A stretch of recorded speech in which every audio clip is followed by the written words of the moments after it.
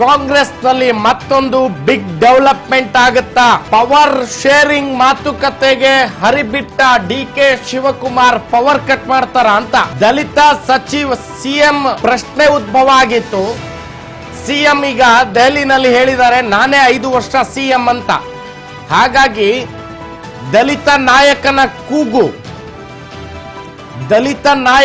ಕೂಗಿಗೆ Congress high command ಮನ್ನಣೆ ಕೊಡುತ್ತಾ ಅನ್ನುವಂತಹ ಪ್ರಶ್ನೆ. ಒಂದು ಕಡೆ ಸೂಪರ್ ಸಿಎಂ ನಾನೇ 5 ವರ್ಷ ಕಂಟಿನ್ಯೂ ಆಗ್ತೀನಿ ಅಂತ ಶಾಸಕರ ಬೆಂಬಲವಿದೆ ಅಂತ, ಬಹಳ ಇಂಡೈರೆಕ್ಟ್ಲಿ ನನ್ನ ಹತ್ರ ನಂಬರ್ ಇದೆ ಅಂತ ಸಿದ್ದರಾಮಯ್ಯನವರು ಹೇಳಿಕೊಂಡಿದ್ದಾರೆ. ಹಾಗಾದ್ರೆ ದಲಿತ ನಾಯಕನ ಸ್ಥಾನ ಸಿಎಂ ಸ್ಥಾನವಿಲ್ಲ. ಹಾಗಾದ್ರೆ ದಲಿತರಿಗೆ ಯಾವ ಮನ್ನಣೆ ಕಾಂಗ್ರೆಸ್ ಹೈಕಮಾಂಡ್ ನೀಡುತ್ತೆ?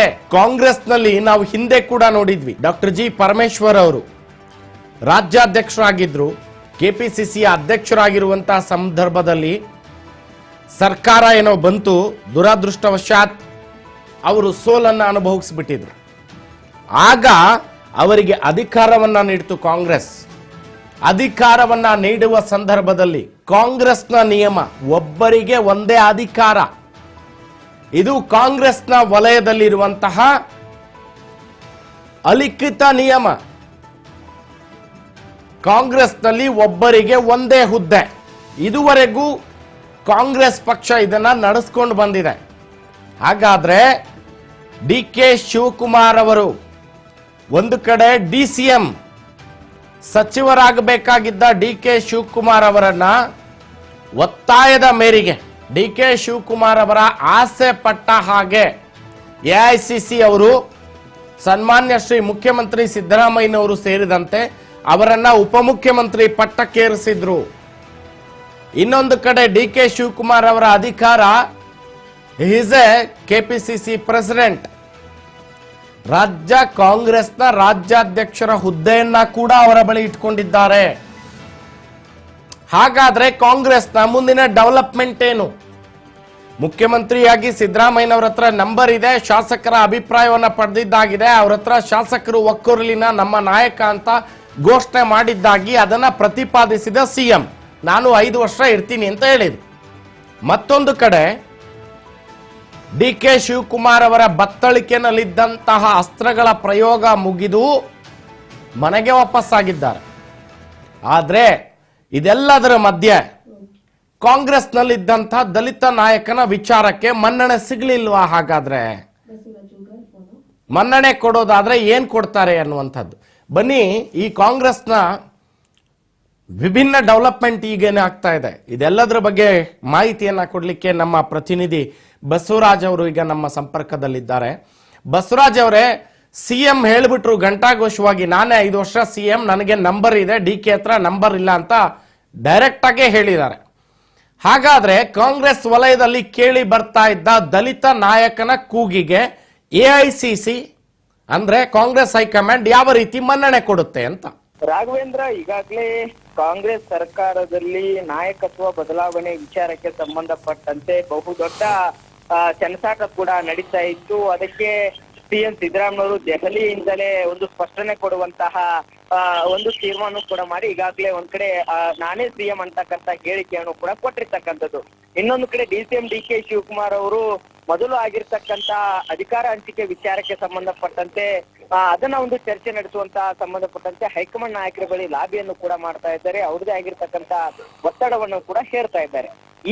ಇದು ಒಂದು ಕಡೆ ನಡೀತಾ ಇದ್ರೆ, ಇನ್ನೊಂದು ಕಡೆ ಸಿಎಂ ಸಿದ್ದರಾಮಯ್ಯವರ ಆಪ್ತ ಸಚಿವರು ಮತ್ತೆ ದಲಿತ ಸಚಿವರು ಆಗಿರ್ತಕ್ಕಂತ ಎಸ್.ಸಿ. ಮಹದೇವಪ್ಪ ಆಗಿರ್ಬೋದು, ಪರಮೇಶ್ವರ್ ಆಗಿರ್ಬೋದು, ಜಮೀರ್ ಅಹಮದ್ ಖಾನ್ ಆಗಿರ್ಬೋದು, ಈ ಎಲ್ಲಾ ನಾಯಕರು ಒಂದ್ ಕಡೆ ಕೆಪಿಸಿಸಿ ಅಧ್ಯಕ್ಷ ಸ್ಥಾನದ ಮೇಲೆ ಕಣ್ಣಿಟ್ಟಂತೆ ಕಾಣ್ತಾ ಇದೆ. ಎಐಸಿಸಿ ಅಧ್ಯಕ್ಷರಾಗಿರ್ತಕ್ಕಂತ ಮಲ್ಲಿಕಾರ್ಜುನ್ ಖರ್ಗೆ ಅವರ ನಿವಾಸದಲ್ಲಿ ಒಂದು ಬಿಗ್ ಮೀಟಿಂಗ್ ಅನ್ನು ಕೂಡ ನಡೆಸಿರ್ತಕ್ಕಂಥದ್ದು. ಸಚಿವ ಸತೀಶ್ ಜಾರಕಿಹೊಳಿ ಅವರು ಕೂಡ ಅದರಲ್ಲಿ ಭಾಗವಹಿಸಿದ್ರು. ಪ್ರಮುಖವಾಗಿ ಈಗಾಗಲೇ ಒಬ್ಬರ ಬಳಿ 2 ಹುದ್ದೆ ಇರೋ ಆಗಿಲ್ಲ ಅನ್ನುವಂತಹ ಪಕ್ಷದ ಸಿದ್ಧಾಂತ ಆಗಿರಬಹುದು. ಮತ್ತೆ ನೀವು ದಲಿತ ಒಂದು ಸಮುದಾಯಗಳಿಗೆ, ನೀವು ಅಹಿಂದ ದಲಿತ ಸಮುದಾಯಗಳಿಗೆ ನೀವು ಈ ಬಾರಿ ಕೆಪಿಸಿಸಿ ಅಧ್ಯಕ್ಷ ಸ್ಥಾನವನ್ನ ಕೊಡಬೇಕು ಅನ್ನುವಂತ ಪ್ರಬಲವಾಗಿರ್ತಕ್ಕಂತ ಅವರ ಒಂದು ಬೇಡಿಕೆಯನ್ನು ಕೂಡ ಇಟ್ಟಿರ್ತಕ್ಕಂಥದ್ದು. ಆ ಒಂದು ಸಂದರ್ಭದಲ್ಲಿ ಮಲ್ಲಿಕಾರ್ಜುನ್ ಖರ್ಗೆ ಅವರು ಕೂಡ ಆ ನಾಯಕರಿಗೆ ಹೇಳಿರ್ತಕ್ಕಂಥದ್ದು, ಸದ್ಯಕ್ಕೆ ಈಗ ಕೆಪಿಸಿಸಿ ಅಧ್ಯಕ್ಷ ಸ್ಥಾನ ಖಾಲಿ ಇಲ್ಲ, ಆ ಒಂದು ಕೆಪಿಸಿಸಿ ಅಧ್ಯಕ್ಷ ಸ್ಥಾನ ಖಾಲಿ ಆದ್ರೆ ಅವಾಗ ನಿಮ್ಮನ ಜೊತೆ ನಾನು ಚರ್ಚೆ ನಡೆಸ್ತೇನೆ. ಅದಾದ ಬಳಿಕ ಯಾರಿಗೆ ಯಾವ ಸಮುದಾಯಕ್ಕೆ ಕೆಪಿಸಿಸಿ ಅಧ್ಯಕ್ಷ ಸ್ಥಾನ ಕೊಡಬೇಕು ಅನ್ನುವಂಥದ್ದನ್ನ ಹೈಕಮಾಂಡ್ ನಾಯಕರ ಜೊತೆ ಅಂದ್ರೆ ರಾಹುಲ್ ಗಾಂಧಿ ಅವರು ಮತ್ತೆ ಸೋನಿಯಾ ಗಾಂಧಿ ಅವ್ರ ಜೊತೆ ಚರ್ಚೆ ನಡೆಸಿ ನೀವು ಇಟ್ಟಿರ್ತಕ್ಕಂತ ಬೇಡಿಕೆಯನ್ನು ಕೂಡ ಅವರ ಮುಂದೆ ಇಟ್ಟು ಅದನ್ನ ಆ ಒಂದು ಸಂದರ್ಭದಲ್ಲಿ ತೀರ್ಮಾನ ಮಾಡೋಣ. ಆದ್ರೆ ಈಗ ಕೆಪಿಸಿಸಿ ಅಧ್ಯಕ್ಷರಾಗಿ ಡಿ.ಕೆ. ಶಿವಕುಮಾರ್ ಅವರು ಮುಂದುವರಿತಾ ಇದ್ದಾರೆ. ನಾಯಕತ್ವ ಬದಲಾವಣೆ ಅಂತಕ್ಕಂಥ ವಿಚಾರ ಕೂಡ ಈಗ ಸದ್ಯಕ್ಕೆ ಇಲ್ಲ. ಹಾಗಾಗಿ ಸಿಎಂ ಸ್ಥಾನದಲ್ಲಿ ಸಿಎಂ ಸಿದ್ದರಾಮಯ್ಯವರು ಕೂಡ ಇರ್ತಕ್ಕಂಥದ್ದು. ಈ ಒಂದ್ ನಿಟ್ಟಿನಲ್ಲಿ ಇದು ಚರ್ಚೆ ಬೇಡ ಅನ್ನುವಂಥದ್ದು ಮಲ್ಲಿಕಾರ್ಜುನ್ ಖರ್ಗೆ ಅವರು ಏನು ಬೇಡಿಕೆಯನ್ನ ಇಟ್ಕೊಂಡು ಬಂದಿರತಕ್ಕಂತ ದಲಿತ ಸಚಿವರು ಏನಿದ್ದಾರೆ ಆ ಒಂದು ಸಚಿವರಿಗೆ ಒಂದು ಕಿವಿ ಮಾತನ್ನ ಮತ್ತೆ ಸೂಚನೆಯನ್ನು ಕೂಡ ನೀಡಿದ್ದಾರೆ ಅನ್ನುವಂತ ಮಾಹಿತಿ ಸಿಗ್ತಾ ಇದೆ. ಒಂದ್ ಕಡೆ ಸಿಎಂ ಸ್ಥಾನದ ಪ್ರಬಲ ಪೈಪೋಟಿಗೆ ಇಳಿದಿರ್ತಕ್ಕಂತ ಡಿ.ಕೆ. ಶಿವಕುಮಾರ್ ಅವರು, ಇನ್ನೊಂದು ಕಡೆ ಅವರ ಅಧ್ಯಕ್ಷ ಸ್ಥಾನದ ಮೇಲೆ ಸಿಎಂ ಸಿದ್ದರಾಮಯ್ಯವರ ಆಪ್ತ ಸಚಿವರ ಕಣ್ಣು ಬಿದ್ದಿರ್ತಕ್ಕಂಥದ್ದು ಬಹುದೊಡ್ಡ ಚರ್ಚೆಗೆ ಗ್ರಾಸವಾಗ್ತಾ ಇದೆ. ಈಗಾಗಲೇ ಅವರ ಸಹೋದರ ಡಿ.ಕೆ. ಸುರೇಶ್ ಅವರಿಗೆ ಆದ್ರೂ ಶತಾಯಗತಾಯ ಪ್ರಯತ್ನ ಮಾಡಿ ಕೆಪಿಸಿಸಿ ಅಧ್ಯಕ್ಷ ಸ್ಥಾನ ಕೊಡಿಸಬೇಕು ಅನ್ನುವಂತ ಲೆಕ್ಕಾಚಾರದಲ್ಲಿ ಡಿ.ಕೆ. ಶಿವಕುಮಾರ್ ಅವರಿದ್ದಾರೆ. ಇನ್ನೊಂದು ಕಡೆ ಅವರಿಗೆ ಒಪ್ಪಂದ ಮಾಡಿಕೊಂಡಂತೆ ಅಥವಾ ಹೈಕಮಾಂಡ್ ನಾಯಕರಿಗೆ ಹೇಳಿದಂತೆ ಸಿಎಂ ಸ್ಥಾನ ಕೊಡ್ಲಿಲ್ಲ ಅಂತಂದ್ರೆ ನಾನು ಕೆಪಿಸಿಸಿ ಅಧ್ಯಕ್ಷ ಸ್ಥಾನ ಬಿಟ್ಕೊಡೋದಿಲ್ಲ ಅನ್ನುವಂತಹ ಹಠದಲ್ಲಿ ಕೂಡ ಡಿ.ಕೆ. ಶಿವಕುಮಾರ್ ಇರುವಂತದ್ದು. ಈ ಒಂದ್ ನಿಟ್ಟಿನಲ್ಲಿ ಆದ್ರೆ ಸಿಎಂ ಸಿದ್ದರಾಮಯ್ಯವರ ಆಪ್ತ ದಲಿತ ಸಚಿವರು ಏನಿದ್ದಾರೆ ಅವರು ಶತಾಯಗತಾಯ ಪ್ರಯತ್ನ ಮಾಡಿ ಕೆಪಿಸಿಸಿ ಅಧ್ಯಕ್ಷ ಸ್ಥಾನವನ್ನ ಈ ಬಾರಿ ದಲಿತ ಮತ್ತು ಹಿಂದುಳಿದ ವರ್ಗಕ್ಕೆ ನಾವು ಪಡೆದುಕೊಳ್ಬೇಕು ಅನ್ನುವಂಥದ್ದು. ಇದರಲ್ಲಿ ಪ್ರಮುಖವಾಗಿ ಸತೀಶ್ ಜಾರಕಿಹೊಳಿ ಅವರು ಕೂಡ ಮುನ್ನೆಲೆಗೆ ಇದ್ದಾರೆ. ಸಚಿವ ಕೆ.ಎನ್. ರಾಜನ್ ಅವರು ಕೂಡ ಹೆಸರು ಕೇಳಿ ಬರ್ತಾ ಇದೆ.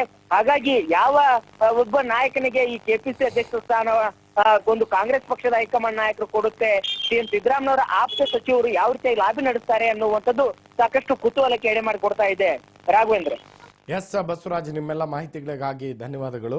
ಇದಿಷ್ಟು ನಮ್ಮ ಪ್ರತಿನಿಧಿ ಬಸವರಾಜ್ ಅವರು ನೀಡಿದಂತ ಮಾಹಿತಿ. ಸಿಎಂ ಪಟ್ಟ ಆಯ್ತು, ಈಗ ಕೆಪಿಸಿಸಿ ಪಟ್ಟದ ಮೇಲೆ ಕಣ್ಣು ಬಿದ್ದಿದೆಯಾ ಅಂತ. ಕಣ್ಣೇನಿಲ್ಲ, ಹಗ್ಗ ಜಗ್ಗಾಟ ಅಷ್ಟೆ. ಪವರ್ ಶೇರಿಂಗ್ ಅಂತ ಬಂದಾಗ ಮುಖ್ಯಮಂತ್ರಿ ಕುರ್ಚಿನಲ್ಲಿ ಪವರ್ ಇದೆ, ಈ ಕಡೆ ಕೆಪಿಸಿಸಿ ಅಧ್ಯಕ್ಷರ ಕುರ್ಚಿನಲ್ಲೂ ಕೂಡ ಪವರ್ ಇದೆ. ಸೊ ಡಿ.ಕೆ. ಶಿವಕುಮಾರ್ ಅವರು ಅಧ್ಯಕ್ಷರಾದ ಮೇಲೆ ಮುಖ್ಯಮಂತ್ರಿ ಕುರ್ಚಿಯ ಮೇಲೆ ಕಣ್ಣಿಟ್ಟಾಗ ರಾಜಕೀಯದ ಪೊಲಿಟಿಕಲ್ ಸ್ಟ್ರಾಟರ್ಜಿಗಳು ಹೇಳ್ಬೋದು, ನಾವು ಜೋಡೆತ್ತು, ನಾವು ಒಂದೇ ಪಕ್ಷದಲ್ಲಿದ್ದೀವಿ, ನಾವು ಒಂದೇ ಪಕ್ಷದಲ್ಲಿರುವಂತಹವರು ಹಾಗೆ ಹೀಗೆ ಅಂತಲ್ಲ, ಬಟ್ ಡೆವಲಪ್ಮೆಂಟ್ಗಳು ಇದ್ದೇ ಇರುತ್ತೆ ಅಂತ.